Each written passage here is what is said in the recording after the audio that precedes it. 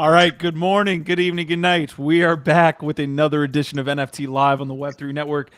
Full disclosure, this is going to be a shit show episode. We had an absolute shit show of an episode on GM Web3 Morning Show. I don't. I mean, No. I have a total like clusterfuck of a dashboard here for the news. So we're just gonna let it rip, as we would say, this morning. Yeah, you like that GIF? You see it. I'm sitting here with Biggie Poppins. I'm sitting here with Ronan the Collector, and I'm sitting here with Gift Dead. We're gonna go around this round square table here and see how everyone's doing. Check in a little bit. Ronan, good to see you. I love your art there in the background as well. What do you got? Oh man, that's Mo Runda. Oh, Yeah. Ipsady series, I believe. I think so. I forget all the names, man. I'm horrible with names, but I'm doing good. remember man. I'm ours. doing good. Yeah, no, I got the guys here. You know, I got that covered. Good, man. It's been a good week. Been a good day so far for me. Sounds like you guys had a fun and exciting show today on Twitter Spaces. But yeah, man, I'm ready for some more. Ronan, how much do you know about the Ryder Rips drama with the Yuga show? Not to get Yuga this morning, but how much do you know about that Ryder stuff? Like I was like really a little too involved, man. I used to like butt heads with Ryder directly, like, probably about 6 months ago, like pretty consistently over some of the dumb stuff that was being said. Okay. But then like eventually, like I was like, this is probably just bad for my mental health, and it like literally like does not matter. And then like I always like I was cool, and honestly, like it was always like a recourse, right? Like it was always like a back and forth, and like the conversations were intelligent, especially even like with Polly or whatever. But then one day, like Polly like took like my picture that I posted on Twitter, like from like my birthday, and like made some snide comment about the way I looked, and I was like, now I know I can't have like a real conversation with you, so I'm done. But yeah, man. So I followed it up until probably a couple months ago, but after that, man, I let go. I did see like that the court like made some ruling like not too long ago about like basically saying that you can't really consider what Ryder Rips does art. I thought about poking a jab at him at that point, but I was like, no, it's cool. I'll just like let it ride. Well, we're gonna get into this this update here from apparently the technical lead or the dev on that Ryder Rips project. There was some pretty big announcement there, but before we do, I got to talk to my main man Biggie Poppins here. What's up, brother? Thanks for great episode yesterday. We had a fantastic one, man. Thank you for bringing in. Yeah, man, I'm so happy people enjoyed it. Honestly, it's very gratifying when you're like, man, I think our audience will like, speaking to this dude. But sometimes, you never know what to expect. I'd never like actually like spoken with Mark before, for this type, and he's such a fun individual. I mean, I know he's super smart, but it was just awesome to have him. I can't wait to get him back. Definitely like made me go and check out some more stuff on BTC NFTs. I'm starting to geek out a little bit on ordinals. Nothing, haven't fired on anything yet, but but man, so should I be glad I missed the Web3 show today? I didn't come check it out. Yeah, but like, what happened, man? Did we have trolls on the horizon? Depends how you define trolls. Some of our regular co-hosts and contributors can totally fill in that role sometimes. I mean, look, on GM Web3, sometimes you wake up and everything just comes together. You're on point. You're firing on all cylinders, and you've got the most amazing, immaculate birthday cake that you could ever bake. It just comes right out of the oven smelling like a work of art. And it's just everything just comes together neatly. And then other days, you're just literally flying by the seat of your pants. You're just grabbing whatever the heck you can, trying to slap it together into some kind of fruit cake like pastry that might taste like day old fucking Cinnabon or something, but it still is some kind of sustenance. It still gets you going in the morning if you need it, and that's what we had today. We did. It was all right. We were clawing for dear life, I would say, to like find a topic that we could stick to. It was one of those episodes where you're having a little bit too much fun and maybe not as serious as you should be sometimes. But we still got through it. I like those days. Then I probably missed it. Damn it. Like I like those days. Sometimes they're good for you. So Absolutely.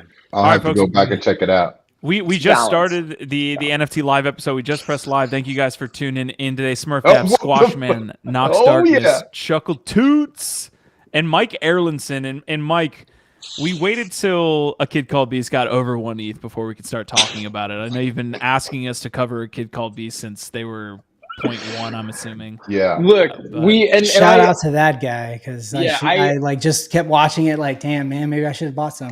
Damn, man, maybe I should have bought some yesterday. Well, probably should have bought some 2 days ago.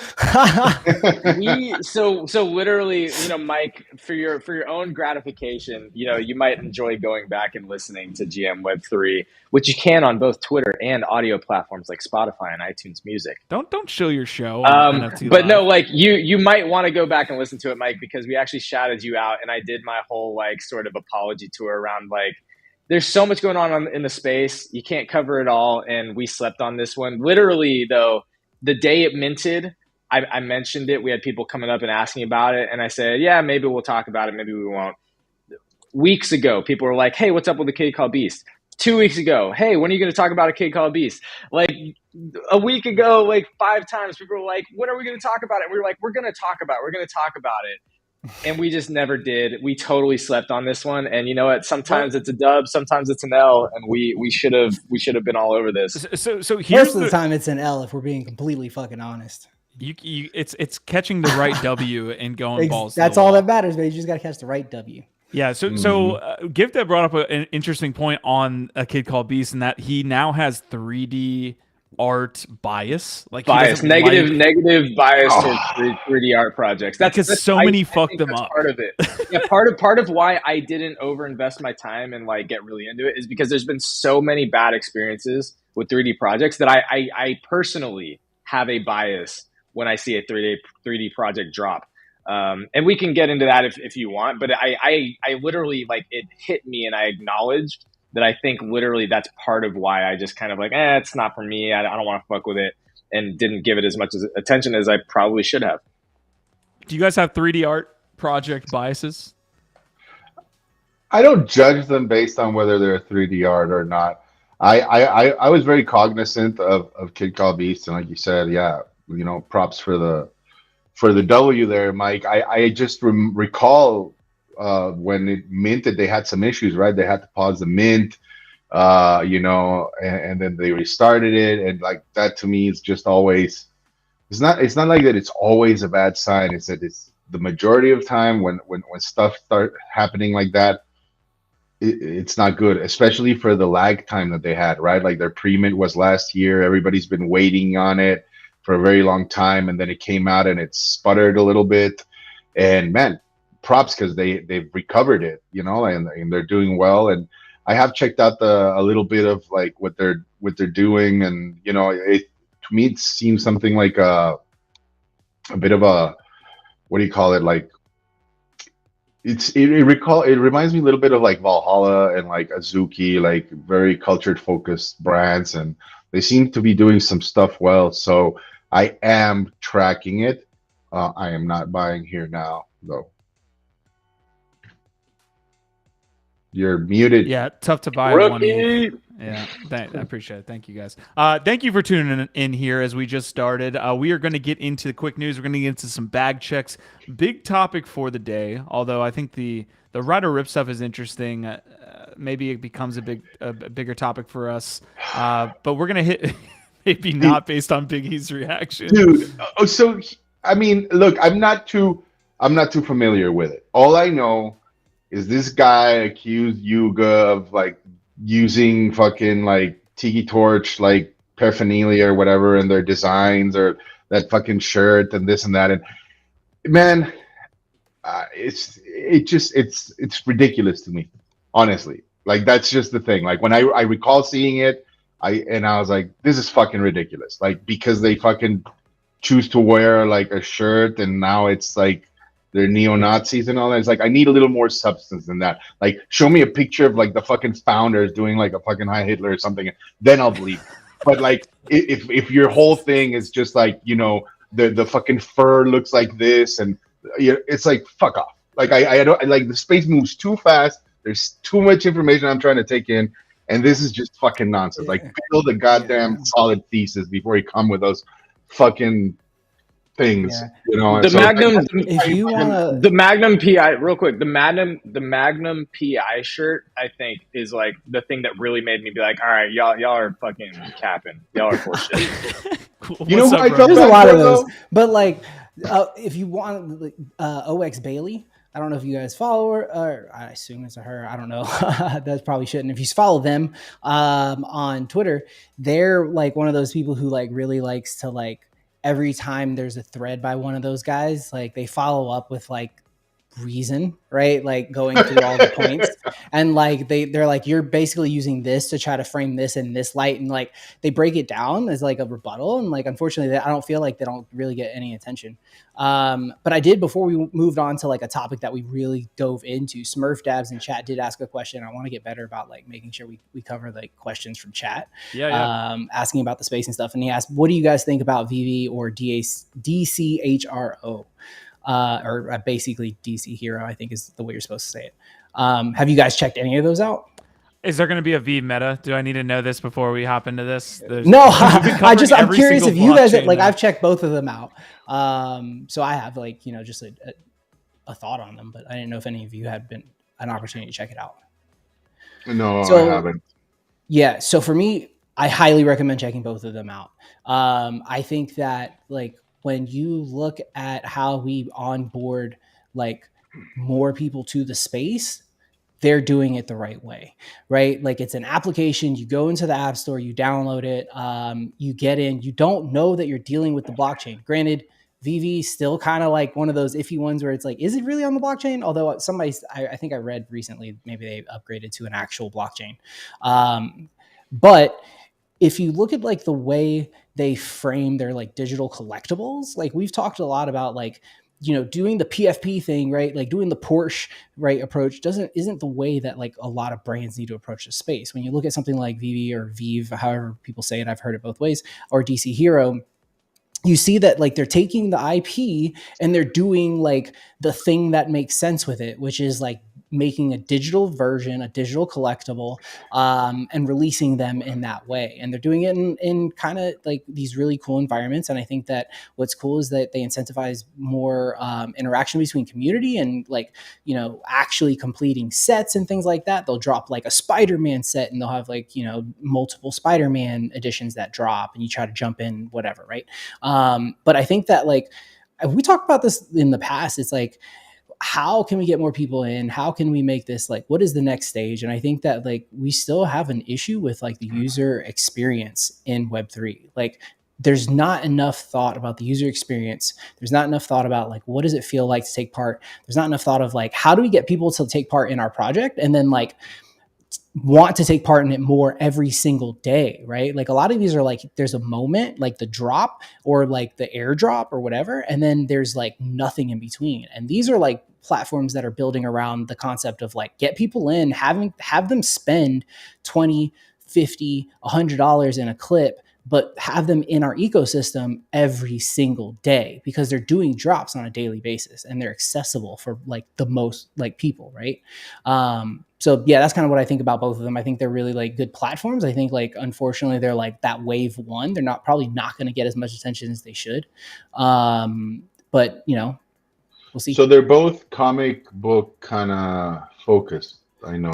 So Veve is more like straight up like digital collectible. So they actually have multiple IPs. They started with like just a couple, like I think it was like Walking Dead and like a couple of other ones. But now they've had drops. They had the very first Disney NFT drop, like official. Like they have Disney collectibles in their app that are on the blockchain. So they've got a lot of like IP deals and things like that. And that's kind of the way they work, right? Like they're a platform. They have content that they produce. And what they do is they go and they work out IP deals with all these like companies and brands so they can then produce digital collectibles out of their IP. DC Hero, I don't know if that's like a DC like itself, like DC launched it, or if DC just like sold the IP to somebody, but that's very kind of like the same as Veve. It's like that, but that is solely focused on like DC universe in general. Yeah, it looks interesting. I just like So from my point, like my personal point of view, there is just like my investment wise in this particular area of the space, I'm already full, right? Like I already got certain plays with Huxley, with Icon, with a couple of others that are also, you know, with like well-known names in the comic book world or in the visual field of that space. And so yeah, I guess I've turned a blind eye towards it. It looks interesting, it's great. It's just I always question like, so one of the things that I've found myself whenever I look at like call it a comic book play, right? Is like I collect comic books not religiously, but enough to know that there's a little bit of friction or disconnect there between like OG comic book collectors that like to have the physical item and, you know, convincing them that putting them on the blockchain or collecting on the blockchain has its benefits. And what I see is that whenever people try to do that, I don't know, remember Hero Maker a couple of months ago? You know, happened. It was like founded by the guy from Comic Con. Everybody was really bullish on it, and it's kind of gone like zero comms, like dark. I feel like you have to come into this space, yeah, with a knowledge and a passion and an ability to tell stories, draw really cool art, and know that space. But then you also need to know the side of the like what you can do with the blockchain, right? I think Ben Mauro has been really good at that, right? Like adding additional value to collecting his comic books, getting the physical print, but also being able to collect like the avatars and with the game that's coming up and the movie. I think that's the route, right? Icon is another one that I'd encourage our viewers to check out. They're also like doing some really innovative stuff with AR and stuff like that. Like I feel you need to have like that extra layer of tech knowledge and to put on top of it to really make it attractive. And like I haven't dove very deep into Veve and the DC Hero ones, but yeah, I'm just immediately skittish about them.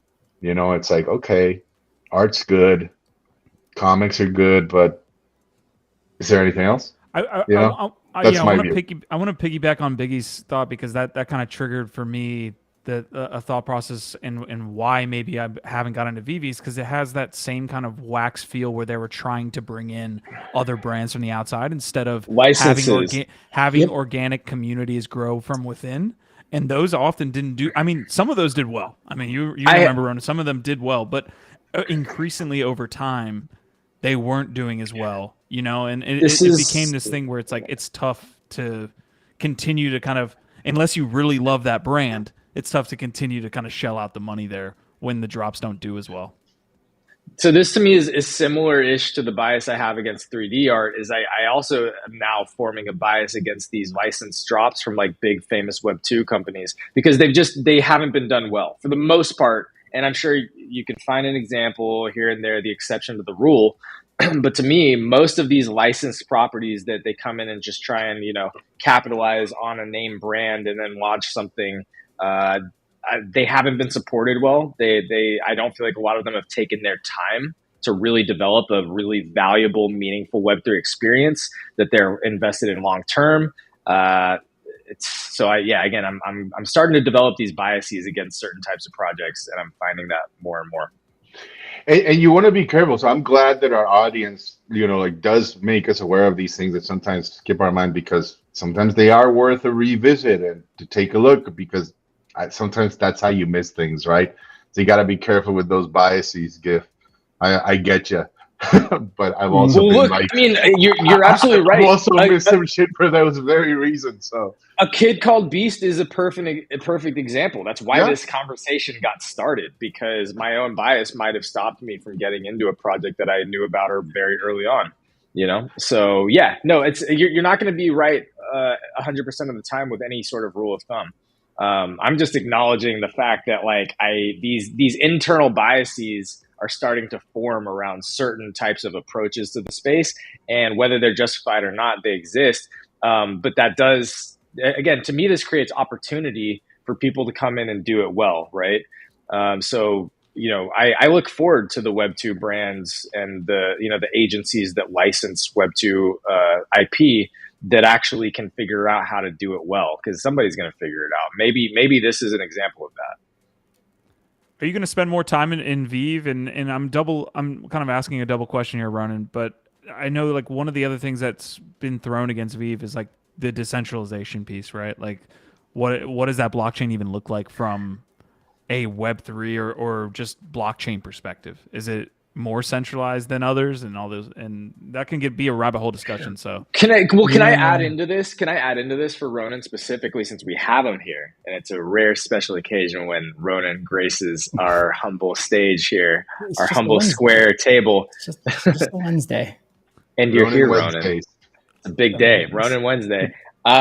So I would love to know, with Nifty Q's question, wrap into that the National Geographic quote unquote catastrophe. We coined a new term on this show, calling it being snow crashed, when you get looped into, one of these bad centralized platforms that say that they're gonna, they're the new NFT platform that doesn't know how to even run their tech properly and doesn't communicate what it means to be a collector on that platform. So, how do you feel about that within the context of what Q's? Yeah, I think like, so for Veve, no, I'm not collecting there, right? But like, I do see it as like the type of user experience that like that can introduce people to collecting on the blockchain.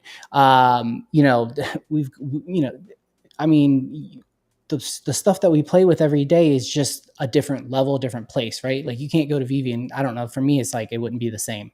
But I do think there's a place for it, right? I think that like, especially like I look forward to more like just collectible stuff, but that like has, the ability to show it off and to like, what's cool about these apps is like they're on your phone, so you can collect from your phone, and then you're trading, you're completing sets, and like they have these things that get you like to just really be part of this experience, right, as a community. And then what was the second part of your question, Q? It was the decentralization piece. That's one thing that I pushed against early on. Was Alpha, like it was very much a centralized chain. Yeah, Alpha TA is asking the same thing in the comments.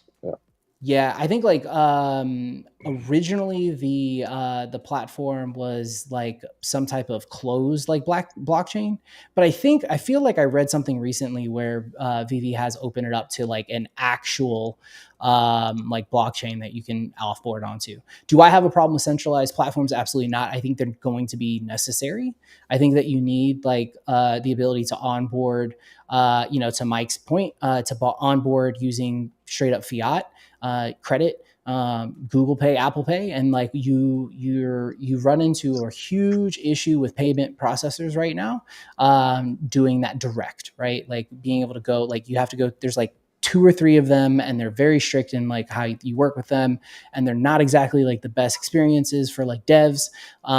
So, if you want a very seamless for everyone involved, then you end up kind of inserting a little bit of centralization. And I just think that it's a little bit of a necessity if we want to see the tech grow like beyond PFPs.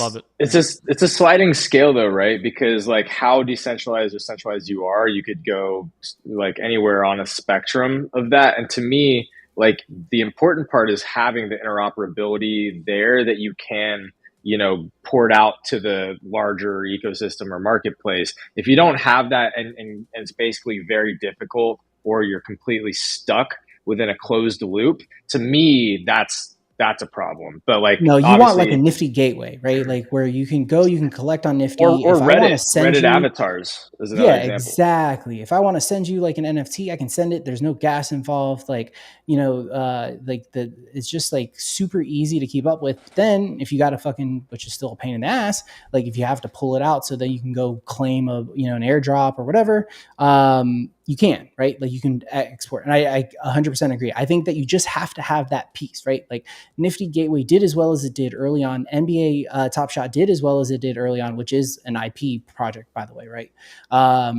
Because they had USD fiat on-ramps that like people didn't have to like think. They signed up with their email addresses, and then they were able to use their credit card to purchase the stuff. So I think that was a key in that growth.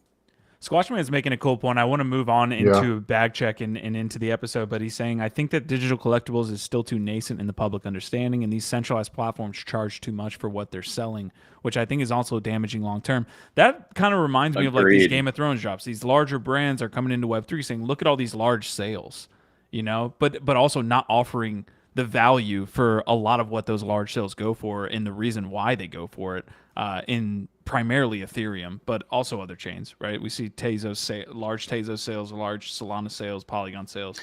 Not a lot of these big brands besides like the one meme, like that one Game of Thrones NFT that had the long claw hands, I guarantee went for a fuck ton. Whoever owns that, but primarily they're all losing money. And that's the thing, right? Like, that's why if you talk to like people who are dealing with brands, and you talk to like people who are out there like hitting the pavement, right? Like, I heard that just yesterday, the day before, like there was a really good Twitter space that I think like Gary Vee was on, and like some people, and they were talking about like the future of the space, and they're talking about how, you know, look, we're not looking at it as like a financial like incentive anymore, right? Like, company brands are not, if they are still looking at it that way, like Porsche, you end up with what you end up with, right? But like where you end up, like where the conversation is now taking place is the marketing side of the house, right? Now, instead of Web3 being a revenue driver, brands are looking at Web3 as a marketing play, as a loyalty play, as a customer acquisition or retention play, right? And they're considering it a cost expense versus like a revenue driver. Yeah. Yep. So you're seeing that a lot. And I think that matters. Not a lot of revenue in the space. Not a lot of companies are making consistent revenue. That's why it's like, is that the best use case of the technology? And that's the thing, like, we got to remember NFTs like are still early on, right? Like, blockchain is still early on. We're still finding the right product market fit, right? So like when we're using the internet originally, the internet wasn't being used for like the cool shit we use it for today, like banking and all this other stuff, right? Like, it was being used for like sending like, you know, XXX photos to like homies on like a server online that they could like, you logged off, they logged on, they down, like, and playing video games, right? It's so where's the product market fit like in the broader economy? And like, and I think we're getting enough people to understand now that it isn't a revenue driver necessarily for everyone. And I'm not saying there's not one size fits all. That's the other thing. Like, everybody needs to, just because I say like, you know, it doesn't need to be a revenue driver, doesn't mean I'm like, oh, I'm trying to kill fucking, you know, NFTs as they stand. But like, I'm saying that's not the way that every single project needs to approach the space, right? Okay, we got down a serious rabbit hole real quick, and I appreciate the high level discussion here happening early. But I have to get to some bag check. We have to get to some quick news as well, and we appreciate you guys showing up early today. Squashman, Mike, Smurf Dabs, Justin Casey, Alpha TA, KW, Marty McFly, Nox Darkness, all of you guys. We appreciate you very much. Thanks for tuning in to today's NFT Live. Gif, you want to hit him? Yeah, I mean, first of all, Squashman has been killing it lately, so big love to you. And yes, this CTA brought to you by ChatGPT. Don't miss out on the latest and greatest in Web3 lifestyle, tech, design, and culture. If you're interested in staying up to date with all things Web3 and want to be part of a community of like-minded individuals, then hit the subscribe button. Give this video a thumbs up. Your support helps us bring you even more top quality content, and it really helps the algorithm. And we can't wait to share our next video with you. So what are you waiting for? Join us on this exciting journey into the world of Web3 by subscribing and liking the video. Sheesh. All right. And with that, we will get into the NFT back check. Actually, before we get to the NFTGO back check, I had two things. One, I did have Balaji. This is a very high level IQ guy that I follow a bunch. He's in primarily the Web 2 tech sector. Just a really good guy to follow, just to keep up with different trends, and he explains business philosophy really well. Well, he had Vitalik Buterin on his new podcast called Network State. This is definitely one I'm adding to the bag, just because. And Biggie, I see you nodding your head. Are you a Balaji follower? Yeah, man. One tries, Q. he's a fast talker, dude. Like, yeah, he's one of those guys that you have to like slow down or re-listen to, because he's a fast thinker, but Dude is really, legit fucking really moving really sharp fast. motherfucker. I can only imagine what's inside of this podcast, but it's probably a good one, a mind bender for sure. The only other thing I had related to, and this is like super quick, I just wanted to kind of mention this stuff. Okay. Not financial advice. Not Please. financial advice. This is your chungos, isn't it, kid? This is This is my I'm in. alfalfa. Yeah, appreciate it. I mean, how could you not be in? It's little Peckers. Dude. So, all right. So, listen, I was on the GM Web3 morning show this morning. I typically, do a little scrolling on Twitter. Well, Choina, a OVOT, a Web3, a OG lad who is in the Avagachi community. You want to talk about talking about metas? If Polygon takes off, Avagachi is one I think we need to follow, being one of the first NFTs on that platform, or the protocol. So we need to talk more Avagachi. I was talking with Jesse Golden Cross as well. But getting back to the point, I saw Choina just comment on a thread.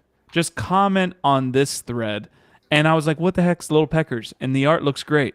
And I jumped in, and apparently there's a mint happening on February 10th. Now I think there's a whitelist for this that's already like done. So it's not they're like an OpenSea. real. Yeah, they're an OpenSea partner. It's going to sell out. I guarantee. I will literally like stake my entire name on this, that this sells out, because they're an OpenSea partner, and the art's actually decent. I think, to your point, it's actually interesting. It's like one.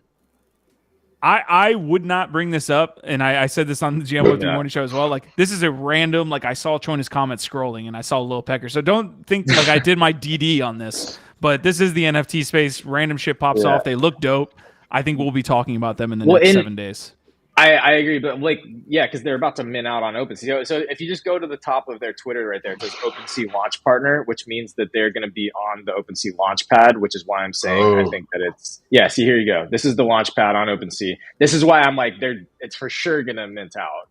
So definitely be keeping your eye on it, because the art is actually cute and fun and better than a lot of the other shit that I've seen lately. I think it's going to probably do pretty decently well. At least initially. Who knows where it goes? Again, we don't have the full DD on this. If anybody has more info, please share. We don't know where it's going to go, but I think you might be onto something here. Well, Marty's also saying it's bad mojo to buy an NFT that describes you so directly. You know what? Despite that warning, I am going to try to get some on secondary here. I think the mint, like whitelist or waitlist or whatever list they have to get on here, I think has already been cleared out. So the secondary is probably where you're trying to pick one of these up. That's the question. Are you buying a Little Pecker? We're gonna be pecking around that floor for sure. I will be. And win derivative Big Pecker podcast. Okay, all right. We already got Cock Punch. We're fine. Actually, that's what we do every day. Q, come on. The Big Pecker podcast. You boys want to change it? Yeah. Change the name. It's insinuated. People know. People just know. The NFTGO bag check. I told you it was going to be a shit show episode. I was not lying. Market sentiment sitting at 34, same as yesterday. Everybody's still in losses here as we make our way out of the bear market. Hopefully, more sellers than buyers. Interestingly enough, and Quantum Variant brought this up, and BlueChips at least have seen a little bit of a comeback against ETH, right? You know what I see here?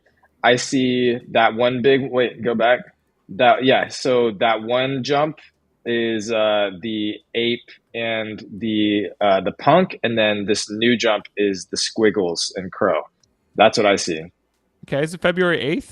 Yeah, this last jump right here is happening today. So maybe that's squiggles and crow, and the one a day or two ago, that's the punk and the ape. So up on USD, obviously pretty big on the blue chip side. Market cap and volume, this is 7 days on ETH, so we're seeing volume increase on both sides.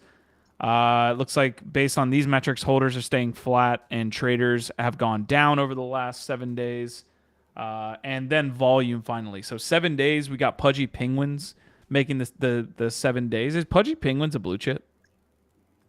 Yes. Look, there's no such thing as a... There's no such thing as a blue chip except for maybe CryptoPunks based upon longevity. But if we the way that we talk about Yeah, well, the way that we talk about blue chips is like the top tier, just the top tier NFTs. I think at this point, Pudgy Penguins should be considered in that top tier category. That's my opinion. All right, volume in the last 24 hours. Sewer Pass is taking the top spot. Pudgy's making it again. A Kid Called Beast. We'll talk about that in just a second. On the Edge of Oblivion. Someone was mentioning this being a Bitcoin play. Are they like? It can't. Well, this is NFTGO's Ethereum only, so they'd have to be ported or something. So I've seen a couple projects try to do this. They're like, hey, we're going to be on Bitcoin, so we're going to like have some sort of like not bridge. I think that would be the wrong term, but do some mechanic where they could be on Bitcoin. I don't know. Anyways, checks making their way on the list, and then lastly, we'll check out the marketplace 7 days here. Don't pay attention to X2, Y2 there. OpenSea and Blur. Let's just turn that on. OpenSea and Blur taking up the hotspots. I mean that has been holding steady for a long time. OpenSea has a ton more trading going on though from the trader side, not the trading size. Yeah, I wonder. You know what? I bet that their new launchpad is really helping that specifically because again, my speculation with their launchpad is that part of that is that they are looping those communities into their own contracts that requires the majority of all that trading to be happening on OpenSea. And they've been launching those projects now for the last couple of weeks. I bet that that's helping them because, I bet a lot of those projects can't go to Blur. And that's part of their model. Somebody come and educate me if I'm out of pocket. Okay, we are squarely going... Right in the face, like A Kid Called Beast was right in our face, and we didn't buy. Right now, so I've got a ton of different stories. I've got, I already talked about Little Peckers, but we'll talk about a little bit about Veve checks overtaking BAYC. Doodles had an announcement. I'm going to bring up this NFT Plazas piece, and then we're going to hit Super Bowls and banning of crypto and things like this. Guys, if you have any links you want me to check out as well, drop it in the private chat. Again, we're having kind of a free-flowing episode. I did drop one Twitter post that I want to hit on at some point.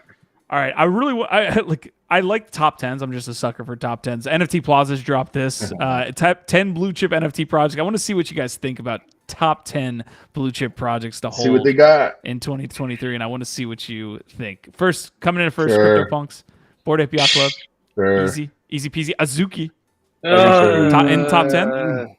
You can't deny it anymore. Yeah. Sure. What's next? Oh, God. It hurts. All right, Azuki. I want to know how those skateboards are doing. How are the skateboards? That would be an interesting call. Who went and spent six figures in ETH? Okay. But it was gold. Clonix and Meebits. Okay, we're getting shaky now. Okay. Clonex not in the top 10 for either of you guys? I think I don't know about top 10 or not. That's debatable, but I think Clonex is a quote unquote blue chip, in my opinion. I mean, if you're giving it to Azuki, you got to give it to fucking Clonex. I don't know. Oh, I agree with that. Yeah. Well, here's the thing. Nobody has the resources that Artifact and Nike do. So it's like if anybody's going to be around and keep providing utility and experimenting and building cool shit, it's going to be them. Okay. All right. I don't know about Meebits though. Yeah, I don't know. This is my first one. Yeah. I don't know Other if than Meebits makes this list. 3D voxel, like that's it. Like they haven't done anything, right? Yeah. Sandbox Land coming in at top. There's too much. Too much land. I don't know how much unless you. Yeah. I mean, does anybody see a world where like the land box is actually what they say like they want it to be? I thought we're 2 years out beyond past like when we were already supposed to be able to like run around and fucking play with each other and like do all this like really easy shit, and it's still segmented, isn't it? Like they still like do everything in like these alpha waves. The one thing I will say is do not fade Sandbox Token. Sandbox Token is absolutely fucking booming. Sand. Sand. And then they just get like Saudi money too. Like they just made a deal with. Yeah, that's the thing, man. You can't knock. Money. You can't. Yeah, man. You can't knock freaking Yatsu and freaking the Animoca, man. Those I don't know what type of magic sauce they got, man. But when they walk into a meeting, they walk out like 8 figures richer. It's crazy. Yeah, that's fair. Yeah. Real quick to Squashman's question, is there a Web3 NFT Live Twitter group, Reddit, Discord, or something? There's a Discord and there is a Reddit. We can drop that link in the chat. The Reddit's just getting going, but we'd love your help, Squashman, sharing some of these stories, getting more, more engagement or just more content on our Reddit. But there's a Discord. Absolutely, there's a Web3 Discord as well. We can drop the link tree. I thought I saw the link tree as well. I need to add the Reddit to our link tree. But yeah, thanks for asking. Yep, Discord link was dropped. Okay, so going back to this list, I think most of us are in agreement that Sandbox probably shouldn't be on this. I haven't seen the rest of the list yet, but MeBits and Sandbox probably the first ones I'm looking at, not top 10. Sure. Agreed. Okay. Doodles, that's in my top 10, baby. I'll take it. Sure. Let's go. Let's go. What's World of Women up to? Sure. I like World of Women as a play because you know what, it's so interesting how like things that start off with like really positive narratives and like good intentions so often turn like into having like a negative connotation in a way. And there was a point where like the whole women in Web3 kind of got taken to an extreme, and so now like I like, even as we're planning our ETH Denver, I've had some of the amazing women that we're talking to about joining us. They're all like, don't put me on a women in Web3 panel, because people are doing those to death. And it's kind of like, okay, like what's the point? But World of Women is like an OG project that is women led by a legit artist that is like one of the best projects out there that is actually, sort of woman focused, women in Web3 and all that stuff. So what's the point? I think that this project has proven that it has staying power. It's got a lot of big people that love it and that believe it. And they have consistently showed up and created, different utility, been at events, created, experiences. I'm pretty bullish on World of Women. I flipped my one World of Women a while ago. I wish I had more, but I did buy back into the Galaxy ones just so I could have some and be part of that ecosystem. Okay, rounding out the list here, Art Blocks. I mean, it's a blue chip, but does it belong on this list? Like, it's kind of like Sandbox. It's like, I don't know. Like, I thought we were talking PFP community projects, not like metaverse and fucking generative art platforms. I mean, sure, if I said blue chip, and shit. Oh, it made it by the skin of its teeth. Okay. I think Pudgy Penguins should be here instead of like, say, what was the other one? Sandbox. Yeah, instead of Sandbox or any of these others. Pudgy Penguins. Yeah, Pudgy Penguins would do better on this list. This man said Pudgy Penguins before he said Moonbirds. That's interesting. I understand. What happened, Biggie? Well, we're going through some shit right now, but we'll be good. We'll be good. I mean, but I understand if we weren't put it there, it's fine. I don't replace MeBits and Sandbox with Pudgy Penguins and Moonbirds. That's a start. I feel like this would be improved right there. Looking at the list, just to round this out, Nouns didn't make it. Cyber Brokers didn't make it. 10KTF. They shouldn't have put Art Blocks. See, yeah, this is what I mean. Well, but they shouldn't. Okay, Nouns is great. They shouldn't have put Art Blocks though. They should have just put Squiggles or Ringers or something. Like Squiggles is a blue chip. Art Blocks as a whole is a platform and a collective. So it's like there's too many projects there, and a lot of them are definitely not blue chip. The majority are not blue chip, but they have some. But they should have just like chosen Squiggles or something. Squashman saying, I actually saw the VFriends toys inside the Toys R Us today in SF. Hey, listen, we got to check up on that Jeffrey Giraffe. How's Jeffrey doing? God, bro. All right, Jeffrey, are you okay? What do you got? You out there? Ronan, I want to pose this question to you, and also I think I might have cut you off. So if you got something there, but you guys think Cool Cats are slept on? I like the Cool Cats. It's kind of like Doodles adjacent. I like the cats. I think Cool Cats has huge potential, but from what I've heard, I don't know if they have the team to necessarily like take advantage of that potential. Execution is not the same. This is again why yesterday Mark was going into it. Well, dude, And Mark knows a lot about execution. The guy's a multiple time founder, has successful companies and shit, and doing crazy shit. And he was basically like, look, as far as execution and utility go, they are so far above and beyond what anybody else is doing. And I think Cool Cats is an example of like the difference between like, look, Cool Cats launched, was massively successful, you could argue comparably as much community love early on. Like people love the cats. Like they got a lot of momentum early on, but you see the execution, like which one is continued to just excel, and which one is kind of like done all right, but maybe really just not hit it out of the park with those AAA experiences yet.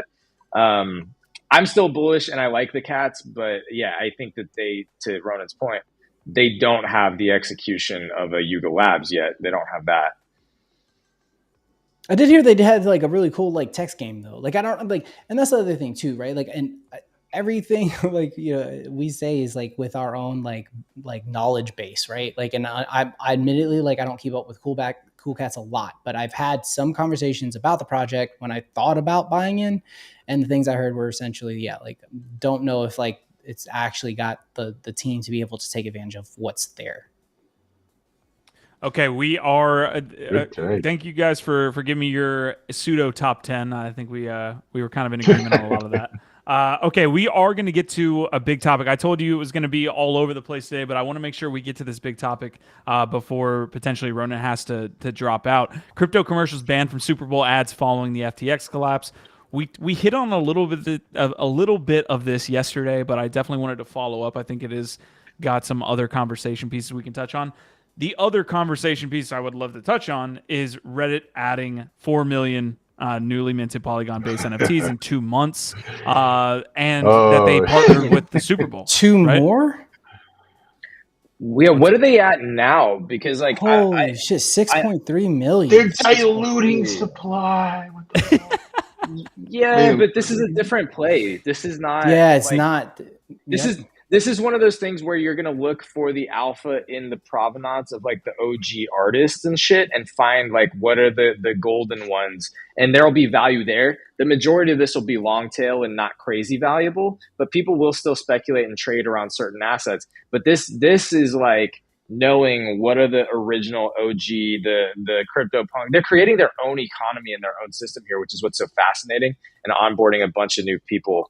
And it's wide enough that like they can do this, right, and partner with, and somebody actually said this in chat earlier, which is like the key, right? Like you partner in chat. They said, Justin, maybe the right move right now is to buy the IPs of companies like Disney that have collector based followings. That way you have like collectors who are interested in digital collectibles, right? That's what Reddit has in spades. They have the world's hub of the most passionate fans of anything, right? Like if you are a passionate fan of something, you're on the Reddit because that's where you find everybody else who's fucking hardcore about that thing, right? So like they can go and partner with the Super Bowl and that's freaking huge. They can also go and freaking partner with a damn pickleball team and probably sell everything out because they can literally target every niche in the world with their collectibles. And that's like, can't be like downplayed. You want to talk about a top 10? Can we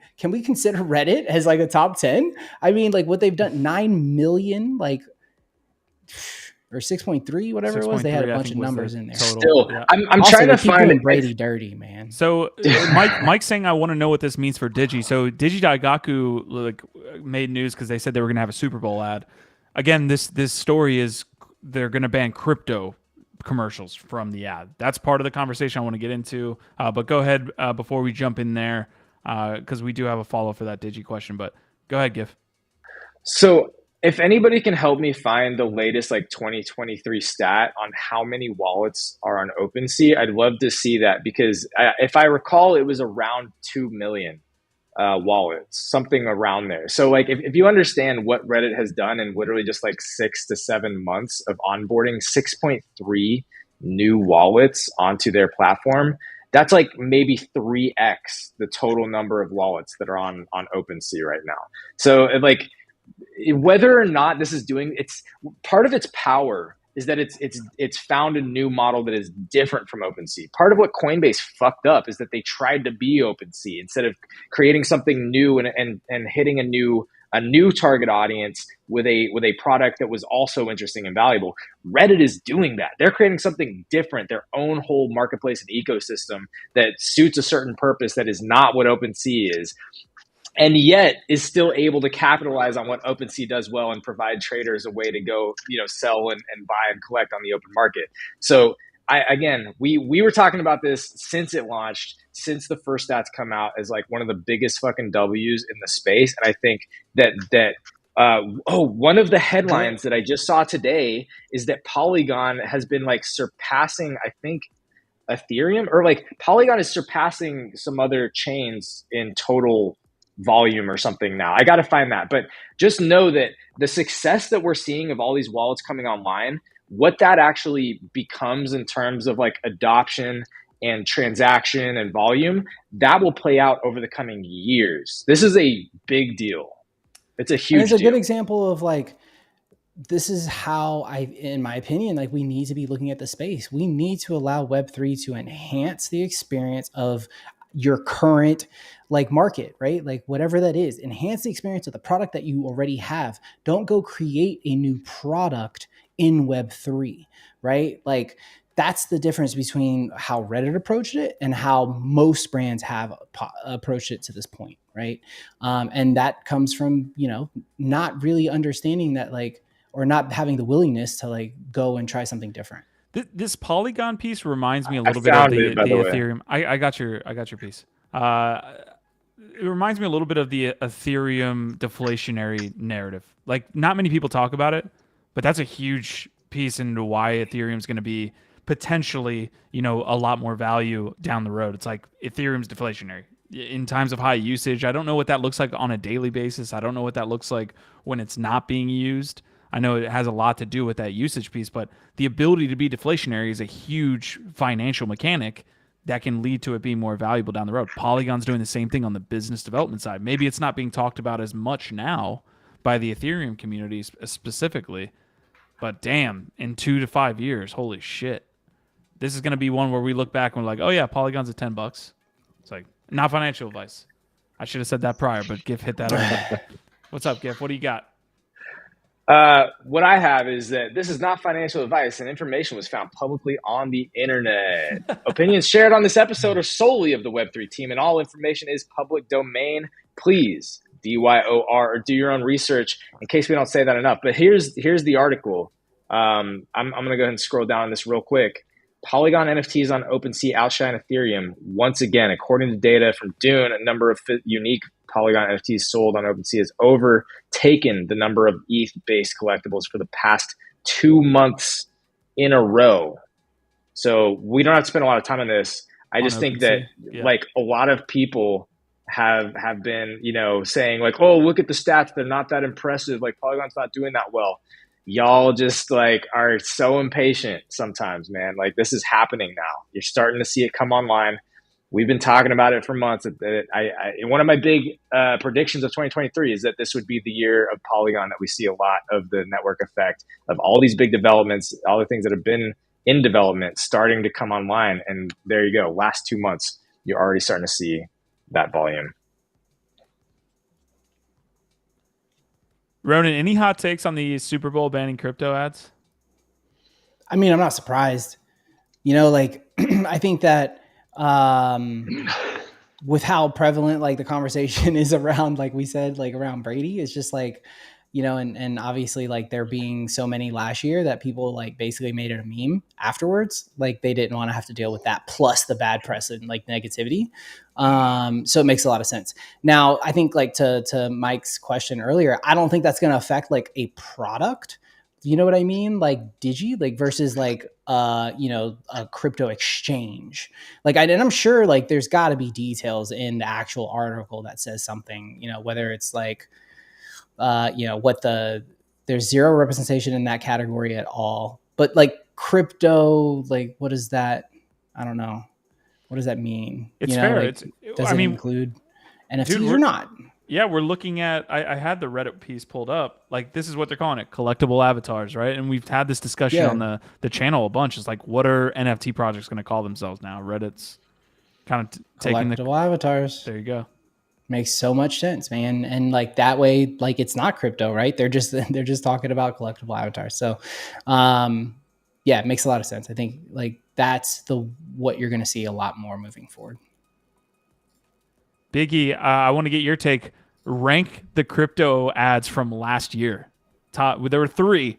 The article that GIF was reading this morning was basically like, it was the crypto bowl last year. Like, it was literally the blockchain. Yeah. There were 3 ads the entire game. 3 Okay, so obviously the Super Bowl one from Coinbase comes to mind, right? Yeah. And then what are the other 2?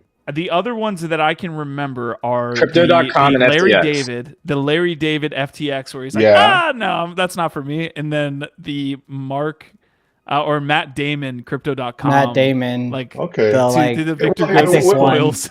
You know who came out the best? Yeah. Which one? I mean, you know who came out the best of all of this? Freaking Larry him. David. Yeah. Yeah. That's pretty funny. I wonder if they're calling him and Let's asking watch him that. for the money back. Like they're trying to get like politicians to return the money. That's the fucking funniest thing in the world. Like, I can just picture them getting that email, that letter, or that call. Like, this is Senator so-and-so's office. Yeah, this is FTX calling from jail. Calling from jail. We'd like, could you really use that money I donated? They must fucking just drop on the floor laughing, dude. Such a shit show. Yeah, I call it the wheel. I don't think so. What does it do? The rules. Yeah, so does a bagel, okay? A bagel you can eat. One of the worst ideas I've ever heard. Brother David, behold, the fork. I got 10 forks right here, baby! Am I right? My lord? What is it? A toilet, my lord. A toilet? You expect this court to do its business inside? We're not animals. We go outside like humans. It's coffee. It's new. Oh, it's awful. You don't like it? I'm all jittery and feel like I got a big job coming on. Hancock, you sign first. No king! Gentlemen, have you taken leave of your senses? The people shall have the right to vote. Even the stupid ones? Yes. Stupid people vote? Yes.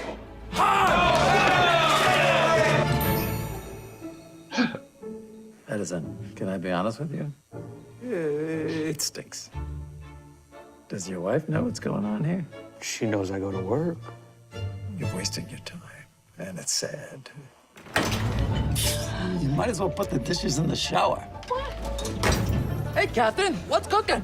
We're putting a man on the moon. Are you out of your mind? I can't even get tuna without celery. Nobody's going to the moon, ever. Why not? It's too far. It's far. It's really far. It's far. 我々の未来はポータブルミュージックです。バカか、バカか。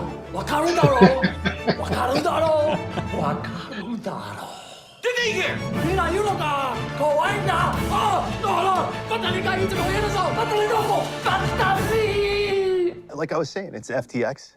It's a safe and easy way to get into crypto. Yeah, I don't think so. And I'm never wrong about this stuff. Never. Damn. That actually ended really ominously. Yeah, I don't remember it being that long. I don't. That's the director's cut. Yeah, that's like the long. Oh, somebody actually in Twitch said it too. So what up, Twitch, dude? That's just like that to me. Just is one of those moments where I'm like, yeah, I mean, it makes sense. Like, we really are involved in like the craziest freaking like industry like in the world, man. like crypto is pretty freaking nuts. Like if you think about like all the stories that like we talk about on a regular basis of like, I mean, did you guys talk about like, I don't remember when this announced, maybe last week, like Logan Paul's actually being sued for the whole crypto zoo thing? CoffeeZilla. Like, Yo. dude, that's what I said, man. CoffeeZilla, you don't want that man on your fucking trail, bro. And like, that's like a content creator that like went out there and did his thing, right, and affected change. And I think that like, or affected, action rather. He's literally cool a vigilante. He's a vigilante. It's a white hat. Yeah, he's a white hat content creator or something. Now I'm just curious if he's like Zach XBT, where he could be bought. I really hope not, because he seems like he's like, you know what that would be fucked up if something like dark twisted happened and then he became the Two-Face of fucking like of the crypto YouTube world. You know what I mean? Where he's like Harvey Dent. 12 months from now, you're gonna be it's gonna be Coffee. Yeah, and then he has Paul, some like hanging out talking about Crypto Zoo 2.0. Yeah, like some like crypto hottie fucking like does him wrong and like breaks up with him, and then he turns into this like evil character or something, and now he's like got out for vengeance. I don't know. All right, now we're just making up the whole like the saga of his villain story that may or may not ever happen for CoffeeZilla. Okay, we're gonna round out the Super Bowl conversation here and the Reddit conversation. I do want to kind of follow up on whether these Reddit avatars are doing well at all on like secondary markets and things like that. The Digidaigaku thing is, I believe there's I looked on Twitter, I couldn't really find any like one announcement from them or that anybody's expecting them to like not have their Super Bowl ad. So I think at least right now expect to see the Digidaigaku ad still there. Any last takes on Reddit avatars or Super Bowl before we move on to this next?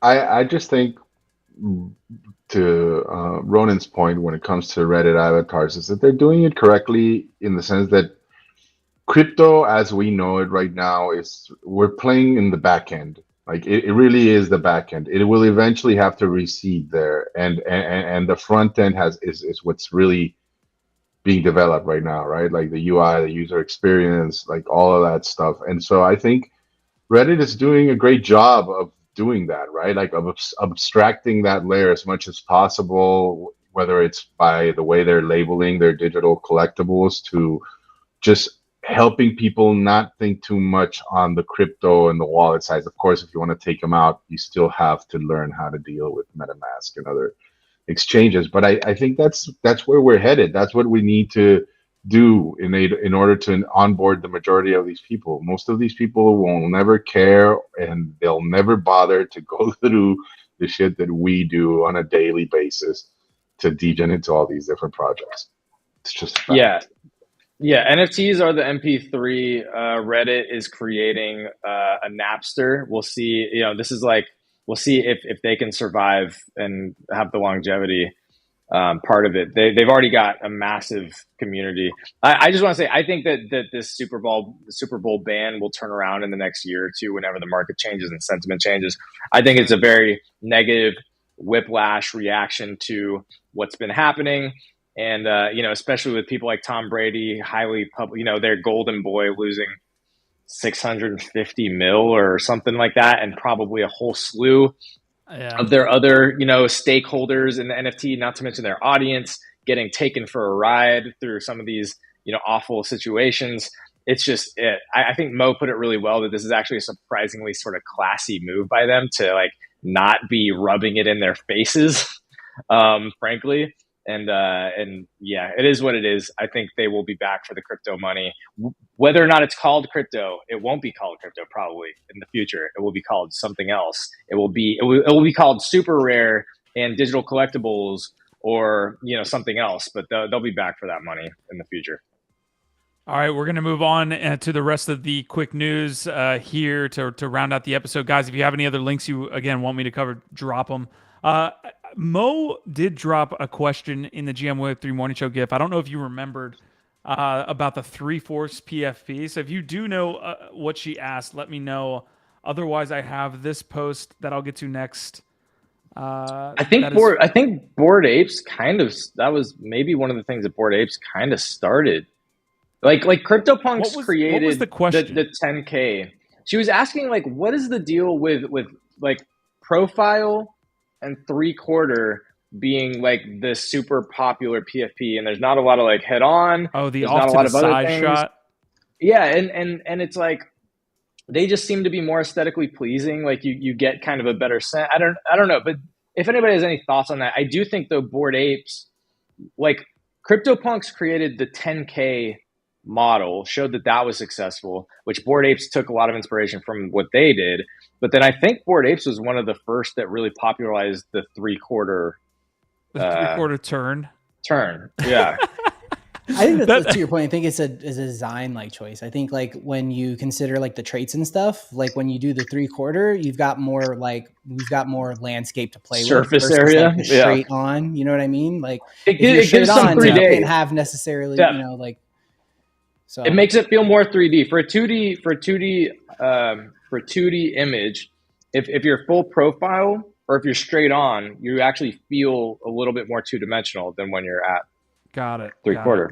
Okay, well, there you go, Mo. We got to the bottom of it. Like I said, I would ask on NFT Live. Okay, Doodles had a quick announcement. Obviously, they had the duplicators, Doodles 2. We jumped heavily into that kind of process, and GIF, I think, even took part in it as well. Yeah. And they made another announcement that the former head of campaigns and activation at Twitter is now the head of brand marketing at Doodles. So quick announcement there from Doodles. We'll be covering them in their ongoing move to flow and to being one of the blue chips in the space. Biggie, I got your story, man. What do we got here?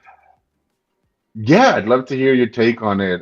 Nathan Rothschild, I don't know if you guys are familiar with him, but he was being sued by LVMH for making an NFT that looked very much like the Birkin bags by Hermes, and just recently came out that he lost this lawsuit, which I honestly am a little bit taken aback. I don't know. How do you guys feel about it?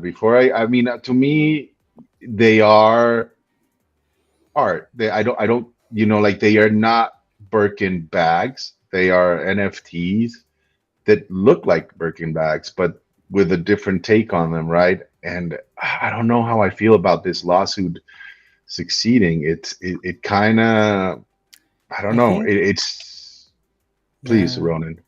I think like when I read about it, my assumption was like that they probably would lose this one because they were leaning so heavily on the already existing IP, right? Like, I think if it was a meta purse, you know, that just used the same like cut as a Birkin bag and it was obvious that it was a Birkin bag, it's just like whatever, then you're probably not dealing with a lawsuit at all, let alone like losing it, right? Like, but I don't know, like I'd legality. So like, basically really for sure. you, it's like the Birkin, using the Birkin I think name. For me, I think like Birkin.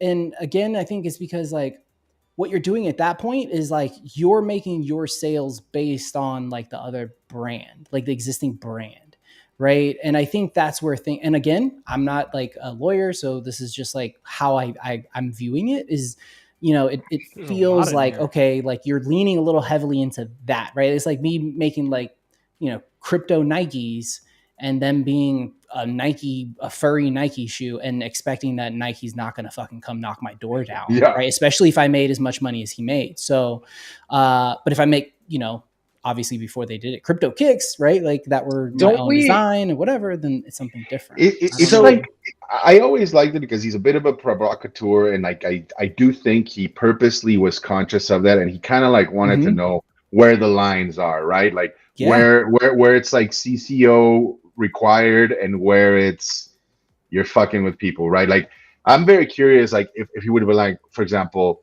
MetaBirkins with a Z at the end, would that change anything? You know, it's, I don't know, but at the same time, it's such a slippery slope because it's not the same product. And even though he called them that, he never labeled them as like by Hermes.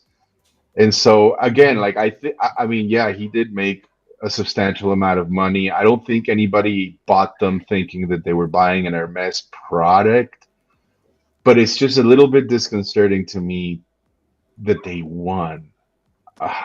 you Yeah. know, I'm like, oh, you're not allowed to riff on all these brands, like not even for a second, like just do not use it. I would love some clarity there. It's like, okay, just take away the Birkin this name is from but it, and then I'd be like, okay, cool. So he overstepped there, but I to think just I think I'm really kind of confused by your approach to this, Biggie, and maybe I'm not understanding the full thing for a couple different reasons.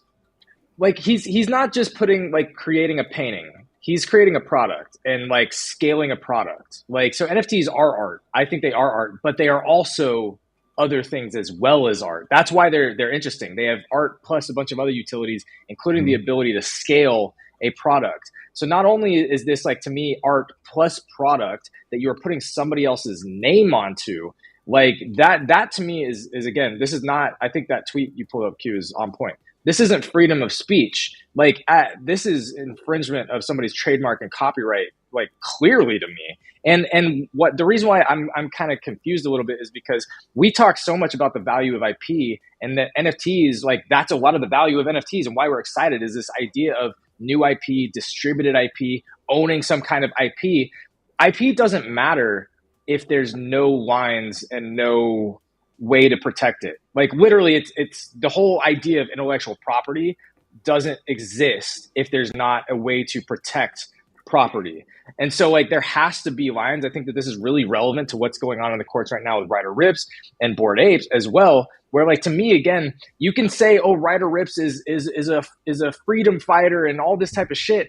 Bro, he just fucking took their shit and fucking, like, put his own name on it. And so it's like, I'm not like, yo, like, you're not creating some new kind of art. You're creating a new product that's you're totally like riding the coattails of their shit. But also, what's really important, back to like why I'm kind of confused, is that as a consumer, we need protections in the marketplace, at least to a level. Otherwise, you get all kinds of faulty products out there. And I'm not just talking about Nikes. You get people creating fucking cars that say Tesla on them, people buying them, and then finding out that the motor fucking explodes and there's no recourse at all because, do you know what I mean? So it's like, it's actually really important that we have. I totally get an you. understanding. I totally get you. And that's, I guess what I'm curious about, Give, here is like, was it like you said, using the name Birkin that triggered them? And I wonder if that what had been removed,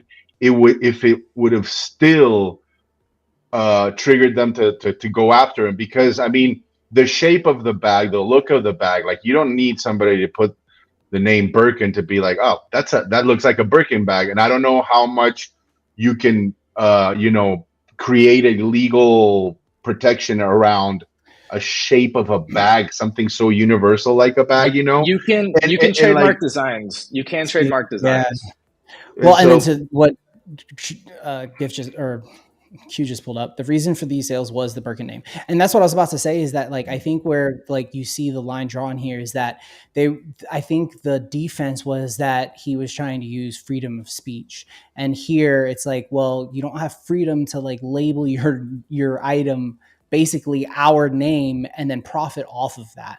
And what to me is kind of interesting, right, is like, how is this ruling going to affect the Bored Ape one? Because Bored Ape is effectively taking that stance against Ryder Ripps, right? They're not trying to attack Ryder Ripps for the fact that he's using their art. It's a matter of, like, the whole. It's like a sum, right? It's like, you created a product that you profited off of, and the only reason that you did it is because you leveraged our brand name in a god awful fucking way, and you can't do that, right? Like, you can't build a product based on calling me racist, right, publicly, and then, like, that be okay.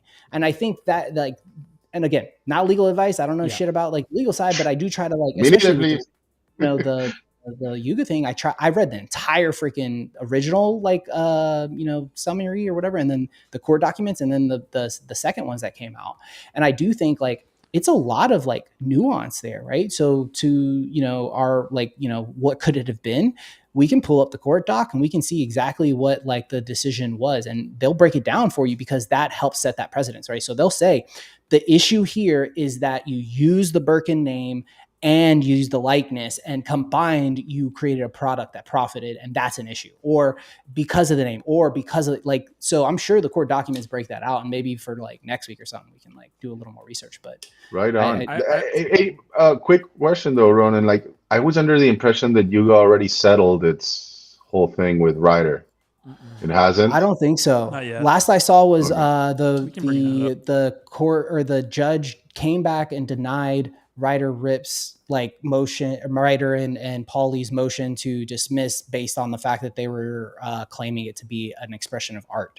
And basically the judge came back and said like, no, this is not an expression of art. So yeah, we're going to allow this to continue to the next phase. And I think dude, courts are so slow. I think like the next thing is like the next date that like they have to have stuff by is like June or some shit. I may be wrong about that. But, that is part of, I guess, like my only take on this. Like, you guys have summarized your thoughts really well, so I'm not gonna like add on to a lot of this. My only take is like how beholden we are to these analog world processes still when we're in Web3. That's what's interesting to me. These people are making rulings about things that are happening in Web3 and have no knowledge of it. Like that was one of the things that I think and the most important one, they can't fucking make up their mind on. True. Each person, and that happens in outside of Web3 too. That happens with rulings in a lot of different areas of life. But it is interesting that they probably don't have a lot of legal advice coming from people that are in this space. Like there's just not enough education happening at that level. And I know there's blockchain lawyers. I know there's all these people who are super educated and getting more educated. But my case law doesn't exist. My gut tells me they don't have a lot of experience in what they're, actually trying to litigate over. So Hash Rhymes had a clarification there. Yuga settled with those who created the RR website, not necessarily RR himself. I wonder if that means that like Paulie's like off the hook, or if he's so involved. No. So really quick channel. on that point though, this is a very important strategic move for Yuga, and people are like, oh, well, they didn't really settle or win anything that big. Here's the massive W for Yuga here is that they now have on the record this guy taking their side, and they leverage his statements in the other lawsuits. That's how this works. So they now have a massive hand up in these other lawsuits that are ongoing because their own teammate basically threw them under the bus and said, look, I am on Yuga's side with this, or basically I think they're doing great work and I can't, I don't know the exact quote, but he's basically like, yo, Yuga's doing great things for the space and I'm sorry, I was never meant to do anything bad or say bad things about them. Like really like a mea culpa, saying that they were wrong. And like they now have that on the record, and that goes into all of the future proceedings and all the other. Where's that news? Really misleading title by NFT lately here. It actually led to some confusion in the show this morning. The technical lead essentially got bent over the coals or raked over the coals, bent over the barrel, however you want to say it. He basically got forced into saying these, or not forced, but coerced, however you want to say it. I'm happy to have resolved the Yuga Labs Lehman trademark lawsuit. It was never my intention to harm Yuga Labs' brands, yada, yada, yada. This is basically the technical lead from the Ryder Rips. This is not Ryder Rips himself. This is someone that was on the team. But to give Ted's point, now they have this on record. They can use that against. I reject all disparaging statements about Yuga Labs and its founders, and appreciate their positive impact on the space. Like, you want to talk about strategy, man? Whoever like Yuga went and got, he was like, look, we need to find somebody like the weak point. And they were like, oh, you know what? They got this dev. You know what? Sue that motherfucker. Because, maybe Ryder Rips has got all these people who are going to back him and give him money, or he's got his own cash and whatever, or Paulie like made his crypto. But who's the dude who they paid $1,500 to stand up the website? Let's sue that motherfucker. And then during the conversation say, you know what? We'll let you off, but you got to make sure you come out and publicly say, you don't agree with any of this stuff and it was purposeful and what like the harm or whatever. Dude, that's next level. I do have to jump. It's 2:30. But I appreciate you guys. This was a really good conversation, man. I wish I could like hang out for a little bit longer, but I appreciate you guys. I love like chat was popping today, dude. We even had somebody, I don't even know how you say that. So I'm going to PRHSK from Twitter jumped in and had some comments in chat for us. Twitch. From Twitch. Yeah. So that's all. Twitch. Sorry, Twitter. But yeah, man, I appreciate you guys. Thanks, brother. Good talking, Ronan. Thanks for the insights, Later, man, bro. especially on Yeah, Veve. dude, it was good. Our vibe, our tribe, bro. Love it. All right, again, folks, we've been all around kind of. This is kind of resembling the Web3 morning show, honestly. Like we're very much like going from topic to topic. So just kind of a more loose episode today. Hopefully, you guys are enjoying it. Felt too haphazard, though. Honestly, like I think we brought out some good topics, good takes. I mean, y'all smash the like for this guy Nifty Q over here, keeping us, on board, on a train, moving forward. Otherwise, like this would just devolve into chaos. So give him some love. Thank you so much, GIF. I appreciate both you and Biggie. Asmodai was saying, in context of Web2 legal, did that guy get a reply on his refund rewinder distance selling act? I don't. Do we know what we're talking? Asmodai, can you? Maybe I'm missing it. I don't know exactly what he's asking for. OVOT Ronan being thrown out in the chat. All right, I've got a couple more stories to get to. Dookie Dash is ending today. 3 hours. Yeah, in about Countdown. 3 hours. I'm going to try to get some Cake. late Dookie Cake is in. trying to get me to play on multiple passes for him in the last hours here. We'll see if I can make that happen. My man, you have to be like playing on an Atari joystick to get 20K. It's apparently better than K can do. But Nifty Q, you're supposed to be playing for me. Why are you on the show right now? I thought you had work to do. What are you doing? I capped out, dude. I capped out. I was jittery last night. I burned the midnight oil, the midnight Dookie last night, so I'm capped out. This I don't know. A lot of comments came on this Twitter thread that were saying basically like we don't know if this is true or not. Like this hasn't been confirmed, but this person came out and said it appears that Dookie Dash was widely bought, and unfortunately, Bored Ape you guys to play him. When a 43 tweet thread long about how it was botted. I'm not reading it. Yeah, TLDR. Give me the TLDR, bro. Like no. TLDR is that they're gonna have to manually. They said they were gonna manually check whether the runs were botted on some of these, and I'm just like that seems like a big undertaking there, but the community hasn't confirmed this. But this is something we'll follow. I mean, in the next couple days after Dookie Dash is done, we'll see what the fallout is from the bot activity, the hack activity.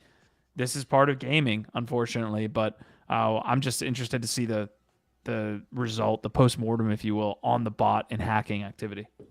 And I can't wait for you guys to see what the riff that Baseheads has on Dookie Dash. It's going to be fun and very funny. You're going to love it.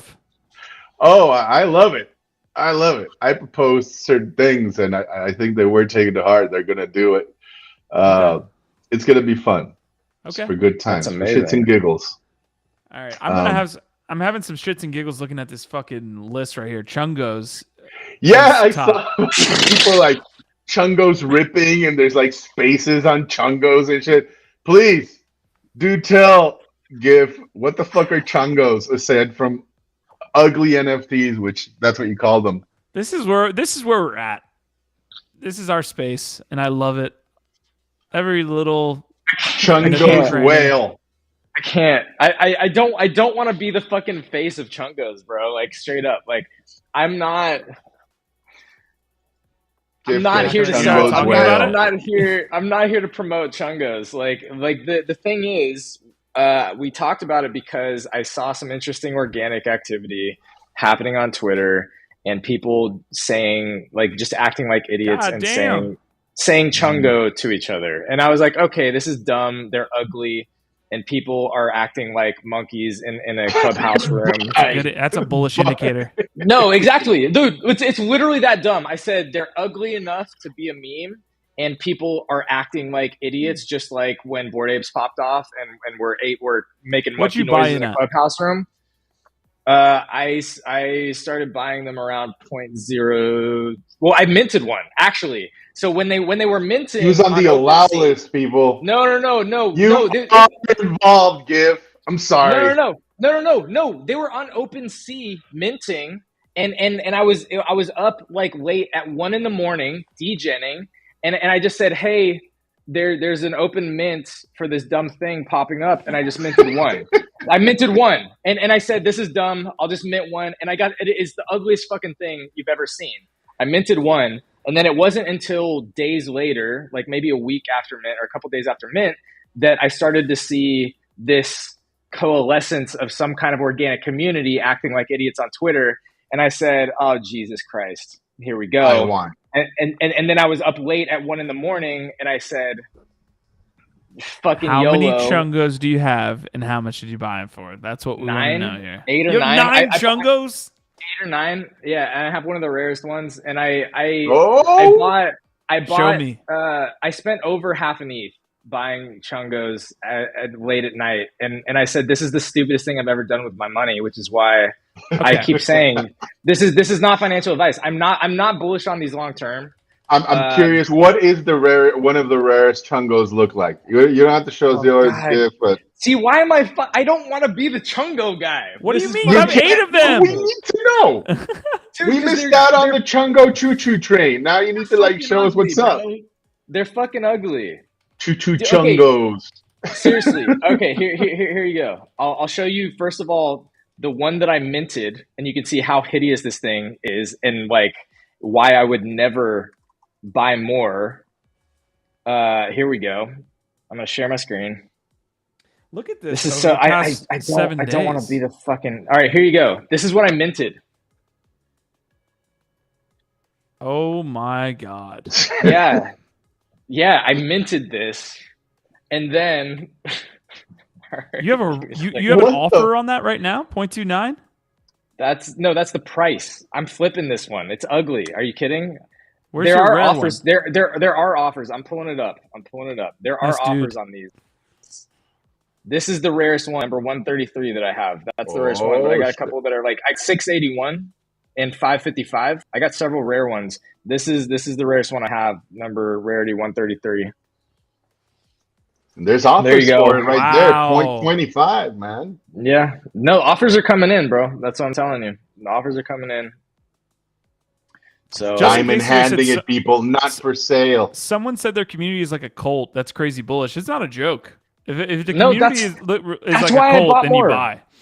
That's Not why I bought financial more. It is. I mean, but that's also why I can't. That's what Chex is doing, right? I mean, honestly, Chex is willing its way into meme history by all its holders. It's insane. Dude, I know it's like a cult. That's why I bought a bunch of them. Dude. So yeah, they can come at me all day. Fucking, they're ugly, and that's part of the point. He's not that's selling, people. That's part of the point.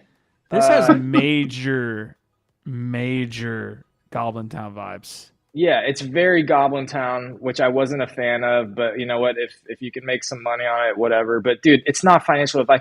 Literally, I've said a million times, don't be like me. This is the dumbest thing I've ever done with my money. If it ends up turning into a small W because I flipped some, I thought you were gonna say a cool. small fortune. No, it's no way. It's not Why happening. not? Why not?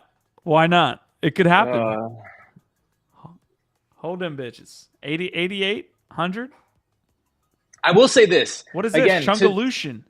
To their look, can I? I'll share this real quick. It's just to the evidence of why I bought in the first place, and this cult sort of following that they're organically growing. When I tweeted out the new Chungos, when I bought a bag, it was one of the most engaged tweets that I've ever had. So here, I'm going to share this with you, Q, right here, if you want to pull this up. This is just to show you that there is real organic engagement. So I tweeted this out, almost 9,000 views. Scroll down, almost 200 likes, almost 50 retweets on it. And I don't get normally that level of engagement. So look, there's people out there that are in fucking Twitter group chats, literally they're just saying chummies. They're just saying Chungo back and forth. They're just saying Chungo, Chungo, Chungo. What? Dude. Is this? There it is. The Chungo boss. Meet him in person. I'm not. I don't know who the team is. I don't like it. I don't like when it's an anonymous team and there's no roadmap and it just feels like a bunch of fucking. But whatever. I aped in. I chungoed in to the Chungos. Okay, so the real question here, I mean, there's a ton of real questions to get to, but one of the real questions is here. Secondary, again, we showed you the floor price at 1 or 0.16 at this point? 0.17. I just don't Are want we to getting gaslight in? people. Are we I just don't want to buying gaslight. Chungos, Biggie? Look, I just don't want to gaslight people. It's into too late thinking for me. Yeah, I don't want to gaslight people into thinking that I think that this is like fine art or like the most amazing project. Like I just think that it's a ridiculous meme that caught some organic community vibes, and that's literally just the play for me. If it has a cult community, then maybe it does well. Justin Casey's saying Chungos will hit 1 ETH, and I kind of believe him. 10x From your from mouth here, to boys. God's ears. Yeah. Not I won't be quite mad. a 10x, but yeah, I you won't be mad. Okay. What's your? I want to get inside the mind of Gifted right now on this 8. So you own 8 Chungos? Is that what I'm saying? Or have you sold some already? 8 or 9 paper-handed. have not flipped any yet. Okay, no paper hands I've exist. listed a few, but not all of them. I think I've listed like 4 out of like 8 or 9. And I'm hodling some of them. Remove the listings now. I probably fucking should, honestly. That's again, they've all been saying all yesterday. They're like, "Do you list your Chungos? Do you list your Chungos, bro?" Like, dude, I'm being half serious and I'm half joking here, but me, bro. All then of why the aren't things you that we're buying? saying right now. Q, put your ETH where your fucking mouth is, bro. If you actually believe I should be listing, then you would be buying right now. I'm saving all my money for little Peckers. Take that where you will. See, that's why I can't take you seriously, because you're telling me to delist and take an action when you're not even buying in on your own advice. Justin Casey says this episode is full of clips that we will be laughing at in a month, laughing all the way to the bank. Yeah. Gifted already McCaking. He's already Chungo caking. I'm gonna be laughing about this after this show. I'm gonna be like, Jesus fucking Christ, dude, what is? I like Justin Casey's take. You know, you take out your cost basis and then you're just riding the wave. You know, that would be my play usually. You know, but my DJing bags right now are like handcuffed. They can't do shit. Like already played into the open edition meta right now, and I'm with Q. I got some projects that I want to get into that are minting soon. Should we do a Chungo giveaway? No, you keep those Chungos, Gif. You made a good Chungos to yourself, sir. Here's the thing: the little Peckers look great, okay, and they're an OpenSea drop. These are the type of fundamentals that would or should send. They a look project. about as good as Jeffrey Giraffe. They don't look great. What? They look good. They look good. They look good. But like, let's not say that they're like the most amazing art you've ever seen or some fine art PFP. They're good. But you don't always buy based on the art, right? Especially with these type of DGen plays. I think they're awesome social experiments, and to see them play out in real time the way you did, GIF, I commend you for that. It's awesome. Like, because you train yourself, right, to look out for these patterns, for these things that occur in the metaverse. And when you see them and you have the conviction, you jump in, and when you do catch that wave, it feels pretty nice, man. So fucking like Chungo it all the way to the bank, my friend. Chungo that shit. Chungos. I gotta shout out Obi Too Tall. Oberica was one of the ones from our community. Super dope dude. OG DB's holder. Like DB's community, DB's fam. Obi Too Tall is the one that actually like made me give it a second look, because he was the one that kind of was like, yo, come in this chat, just check it out. And I went in, and when everybody was just sitting there saying fucking Chungo to each other, I was like, okay, this is fucking dumb. I'm in.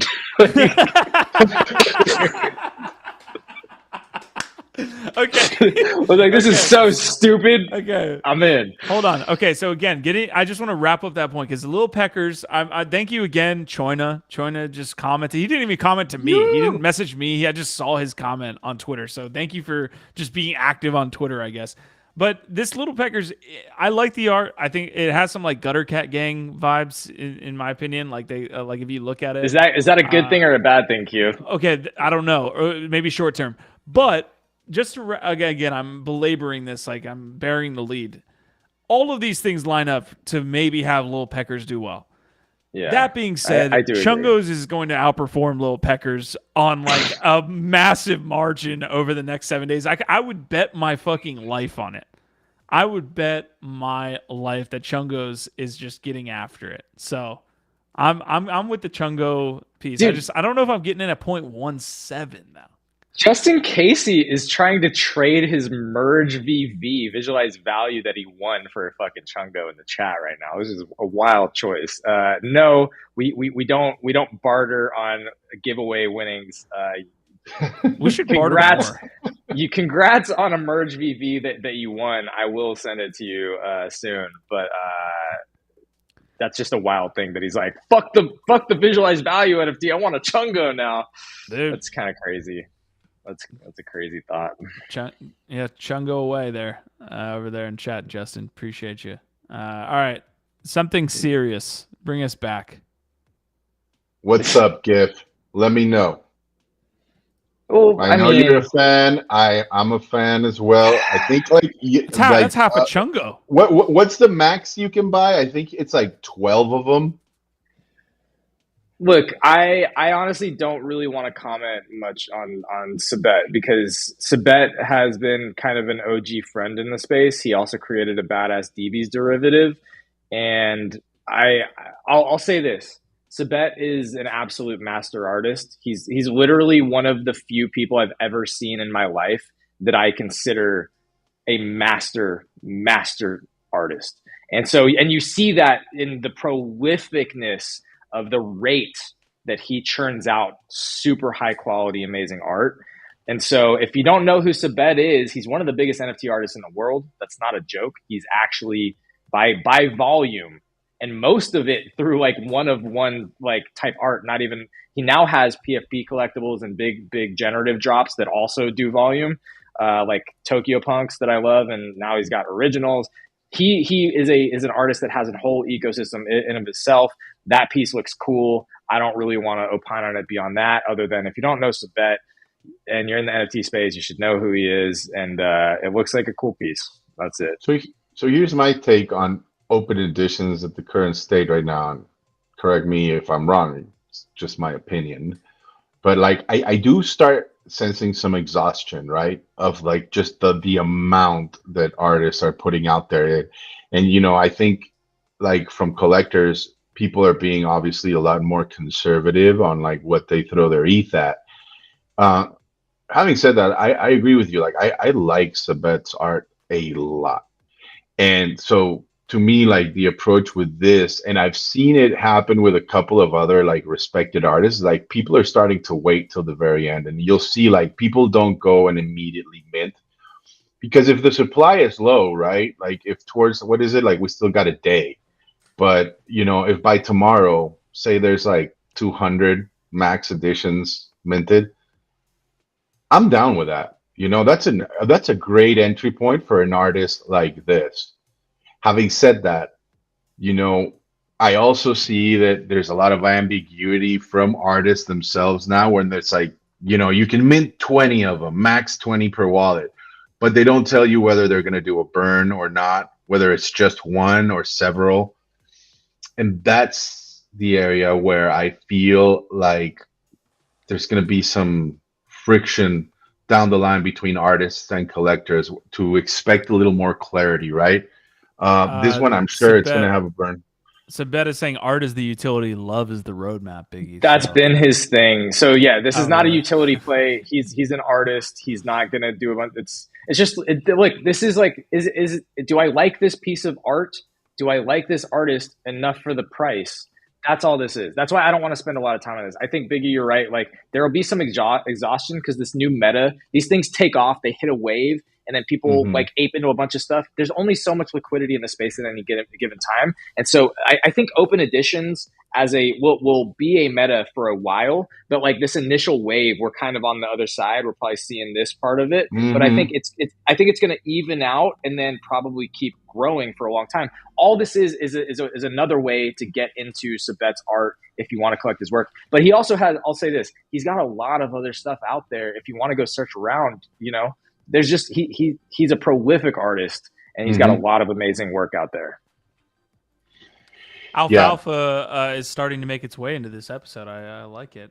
We got a comment from Justin Casey as well saying, heads up real quick. I see some follow at Amber Vittoria drop goes off on 10 minutes. It's only open for 17 minutes. I don't really like that. At 0.07 ETH. I have no idea who she is. I just came across it today. She's a pretty well-known artist, female artist in the space. She's collaborated with some, people in the space that are pretty well-known. I won't be minting it for the same reason. Like I would much rather mint. I'll probably mint like one edition of the SABET skull because I like skulls and I like SABET. I'm more curious of that. It's like I'm a little tempted to get maybe a couple more just in case he does offer some kind of burn mechanic to get like a more unique piece by him. But again, this one, Amber Vittoria, I own a piece or two. I don't know if I got it from like an open edition before, but I didn't have like the best experience of how it played out afterwards. Who knows about this one? This I think has a chance to have an initial pop, but I think it'll come back down very quickly. I bought into her Untitled by Amber Vittoria drop that was also very recent. On OpenSea, and it did exactly that. It was like initial kind of little pop, and then it's kind of floored, right? Like I don't think she has enough of a team or incentive to like build utility or stay focused on these projects. It feels to me like she's jumping around to a bunch of different projects. So while I get the sense that she's big enough to sell out a project and get that initial pump, it doesn't seem like she's big enough to like really sustain it yet, unless people really fucking love the mechanic or something else that's going on here. To me, this just looks like a way to get people into a little game that'll play out over a week or two. And I'm not that interested in it. Again, I've collected some of her other work, but it has a potential. I think it has a chance. This is the alpha, why it's interesting to bring up. It has a chance because she is a well-known artist to at least have some kind of run over the next couple days. Mm-hmm. That's my thought. Not financial advice. I'm buying Chungos here, bro. You're aping in? Get the fuck out, bro. Don't. Oh no.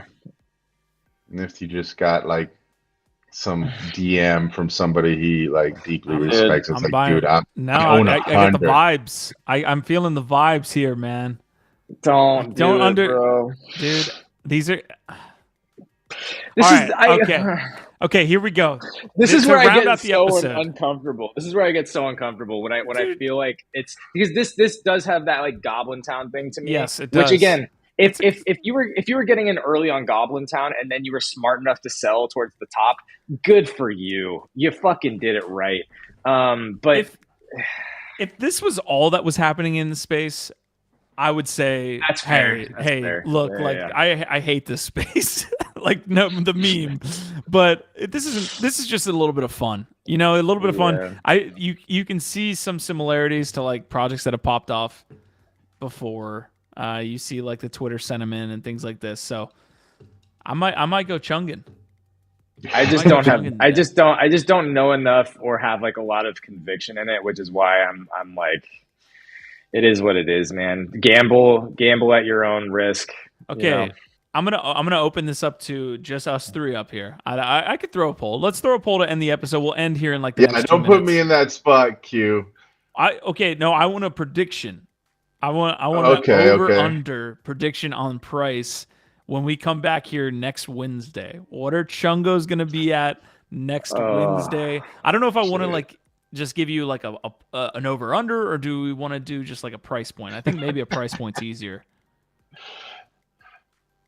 I think just in case he set the bar. He said 1 ETH. Over under 1 ETH. Under. I have to be a contrarian. It's not contrarian at all. I say under. 1 week from today.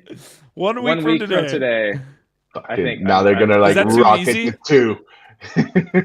I hope they clip this and it pisses off a bunch of Chungos and they go crazy and then they skyrocket to fucking 10 ETH. I hope that happens. But Chungos, I'm saying under 1 ETH. This is not financial advice. I've never said anything that is less of a financial advice than this. On the 15th of February, 1 p.m. Eastern Standard, Chungos, I believe, with no intent to buy, sell, or trade, or tell you to do anything, will be over 1 ETH. All right, there it is. And that's how I ended up in jail, Mom. Yep. Jesus Christ. Okay, I'm opening that up. We're rounding out the episode. If you guys have any Did you get my tweet? I shared a tweet early in the private chat. I just want to pull up because we've been, about things that I have more conviction on. Let's take a hard left from the Chungos into something that I have way He more does conviction not want to on. end up being recognized as the Chungo whale. That Says the he 8. Yeah, exactly. Says the guy holding 8 Chungos. rarest Chungos. He went sniping for him. You know what this reminds me of? Crypto Buffalo. Shout out to Crypto Buffalo, obviously a builder of this network. Bought Cryptodes. Oh. He had Cryptodes theme songs. He had Cryptodes guides. That's a good. And I was like, what are you doing? What Yep. he bought 15 Cryptodes at one point. Cryptodes were like the original goblins, kind of. Yeah. Well, actually, really, the original of all this was the fucking apes. That's why they became the apes.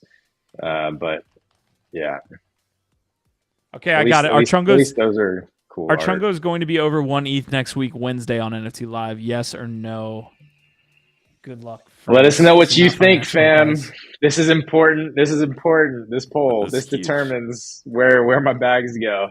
Okay, This determines will I have generational wealth or not. This is it. you see these vibes? What project gives us these vibes? That's why I'm buying in. God damn it. Ugh.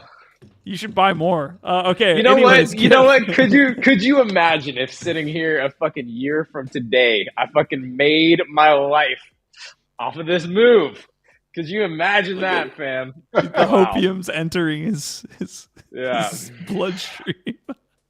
I can hear it. Okay, Gif, what else do you got before we round it out? Folks, this has been a fantastic episode. We appreciate, obviously, every day you guys showing up here. Dropping some alpha. We appreciate that, Justin, Squashman, Don R., Mike Erlinson. We didn't talk about a kid called Beast again. We also didn't talk about Yuga and sewer passes and Duke Dash and dude, so much. A kid called Beast. Yo, we're gonna talk about it tomorrow. No, this for real this time.